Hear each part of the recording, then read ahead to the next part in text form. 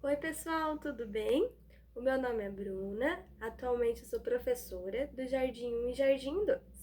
Mas hoje eu vim falar sobre um assunto para os bebês, sobre desfraude, né? Como eu estava substituindo a professora Flávia no berçário 2, algumas mamães vieram me questionar sobre o processo de desfraude, como ele ocorre, né? Mas antes de nós começarmos com as dicas, né? É importante lembrarmos de higienizar as nossas mãos. E vamos lá. Eu trouxe aqui algumas dicas que já serviram para mim como professora, tá? Assim, pro desfraude não se tem uma receita. Então, assim, não é porque eu disse isso que vai dar certo ou que não vai dar certo. Né? É um processo longo e de tentativas, tá? Então, eu trouxe, assim, algumas dicas que eu já testei e que deram certo para meus alunos e para mim, tá? Como professora, como que ocorre o processo dentro da sala? Eu não costumo fazer aqueles painéis que algumas professoras fazem com a fotinha das crianças e pôr uma fraldinha ou um xixi quando a criança faz na roupa. Porque eu acho que isso você acaba expondo a criança e criando esse clima de competição.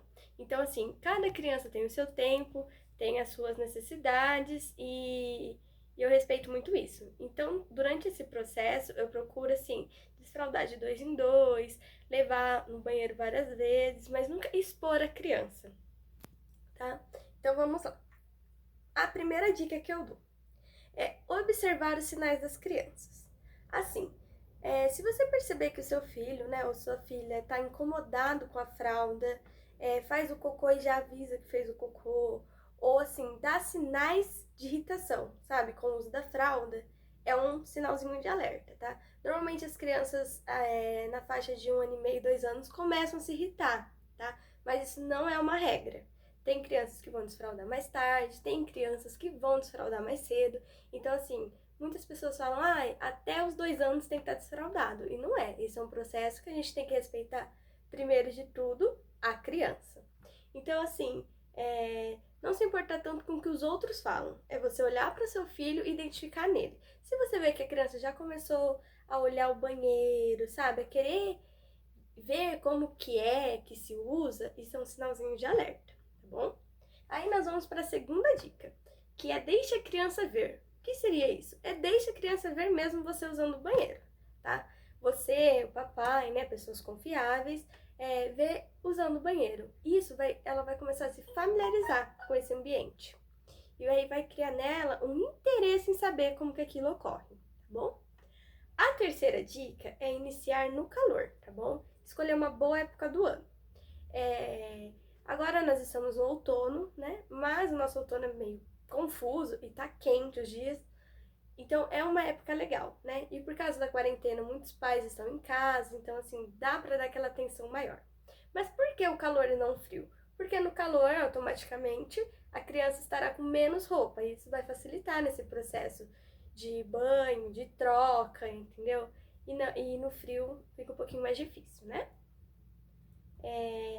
4. Penico ou redutor de assento, tá? Lá na escola, no colégio, nós utilizamos o redutor de assento, tá? Ele é bem parecido com esse aqui que eu trouxe, ó. Esse aqui é um bem simples e tem diversos modelos. Tem aqueles almofadados, tem uns que tem bichinho, né? Do colégio, se eu não me engano, ele tem um ursinho desenhado.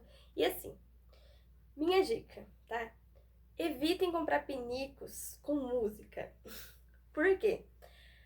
A criança senta lá pra fazer a necessidade dela. E aí começa aquela musiquinha. Vai acontecer duas coisas, assim. Primeiro, ou ela vai se assustar, ou ela vai achar que aquilo é um brinquedo, tá bom? Então, assim, quanto mais simples e confortável for esse pinico, esse assento, melhor é, tá? E assim, é importante lembrar sempre que a criança tem que ter autonomia. Então, assim, se o seu filho já é um pouquinho maior, já consegue escolher, é legal levar ele numa loja, entendeu? Para ele escolher. Tem diversos tipos, gente. Tem bichinho, tem ursinho, tem vaquinha, tem muitos, tá? Então, assim, é legal que ele escolha, que você explique, tá? E assim, como professora, né, e tia, o que eu prefiro? O assento. Por quê? Além de ser mais fácil, tanto de higienizar quanto de levar, né? Se você for viajar, é bem mais fácil você levar um assento do que um pinico. Isso já faz com que a criança comece a sentar no vaso, entendeu? Seguir a ordem desse processo. E assim, na minha opinião, ele é mais atrativo às crianças porque torna mais real essa nova situação, né? Essa novidade. Mas aí vai de criança para criança, tá bom? A dica 5: torne esse processo divertido, tá bom? Então, assim, não adianta você ir lá, pôr a criança no pinico, no assento e sair. Ah, eu vou deixar ele aí 20 minutos. Não, gente. É assim, eu já tive alunos que eu coloquei eles uma semana no assento e eles não fizeram xixi, não fizeram cocô, alguns choraram. Então, assim, não adianta a gente forçar, tá? Cada criança tem seu tempo e a gente tem que respeitar esse tempo. Então, assim, coloca a criança lá, conversa com a criança, sabe? Canta musiquinha, explica o que tá acontecendo, pra ela começar a se sentir familiarizada mesmo com essa situação. Então, assim, mas eu pus meu filho lá, Bruna, faz 2 semanas e ele não fez xixi nem cocô ainda. É o processo, tá? Isso não é uma preocupação. E aí,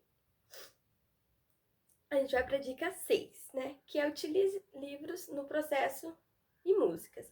Tem um livrinho bem legal que se chama O que tem dentro da minha fralda. Eu vou deixar aqui o arquivo em PDF, que conta a história de um coelhinho, de vários animais que estão mostrando o que tem dentro da sua fralda. E aí o coelhinho abre a fralda e não tem nada. E aí eles procuram saber o porquê que o coelhinho não tem a fralda suja. E ele explica que usa o pinico e os outros também começam a usar. É um livrinho bem legal, mas tem muitos outros.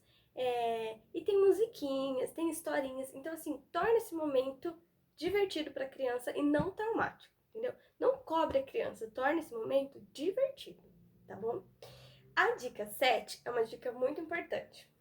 Comece no lugar certo. O que significa isso? Se você for usar o redutor de assento, automaticamente você vai pôr ele no seu banheiro, né? Ou no banheiro da criança.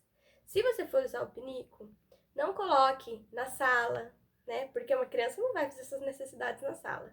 Não coloque no quarto, assim, perto da cama, não. A criança tem que entender que quando ela sentir vontade de fazer algo, ela tem que ir ao banheiro. Então, isso é muito importante para a consciência da criança nesse processo. A dica 8 vai para os meninos, tá? Algumas mães me perguntam, Bruna, mas eu começo esse processo ensinando meu filho sentado ou de pé? Normalmente, os meninos começam esse processo sentando no vaso ou no pinico, tá? Mas, eu quero, o meu filho demonstrou, é importante que a criança demonstre. Então, o meu filho demonstrou um interesse em começar de pé. Não tem problema. Você ensina, né, como que deve fazer as coisas e coloca, é legal pôr um banquinho, um bloquinho, assim, algo que seja seguro para a criança alcançar o vaso. Por quê? Se a criança tem um piniquinho e ela vai fazer de pé, pode respingar, molhar. Então, assim, procure um bloquinho, um banquinho, algo que seja alto, que dê na altura da criança, mas assim, esteja sempre com o adulto perto, né? Para manter a segurança. Agora a dica 9 para as meninas. Para as meninas eu indico a já ensinar desde pequenininha a se limpar. Mas minha filha é muito novinha.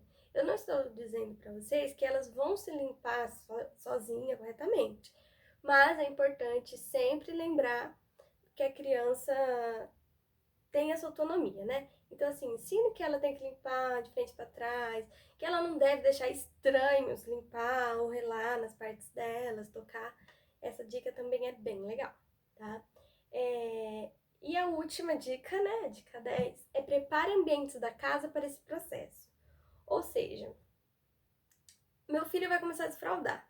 Mas ele fica sem fraldinha assistindo televisão, e aí quando eu vejo já tem xixi no sofá, já tem xixi no tapete. Então assim, gente, prepare, tá? Tire tapete, esses tapetes peludinhos. Pode pôr tem uns lençóis próprios para isso, para escape noturno. Vocês podem forrar o sofá. Então assim, prepare a sua casa para esse processo, tá? E a dica extra e a mais importante é tenha paciência, tá?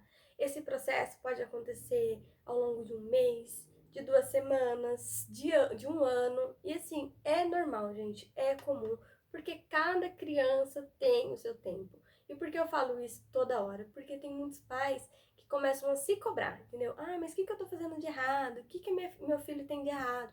E, gente, não tem nada de errado. É o tempo da criança e a gente tem que respeitar. Já aconteceu de aluno meu começar o processo de desfraude nota 10 em uma semana, na outra semana começar a usar fralda de novo. E isso, gente, não é um retrocesso, nada assim. É o processo da criança, entendeu?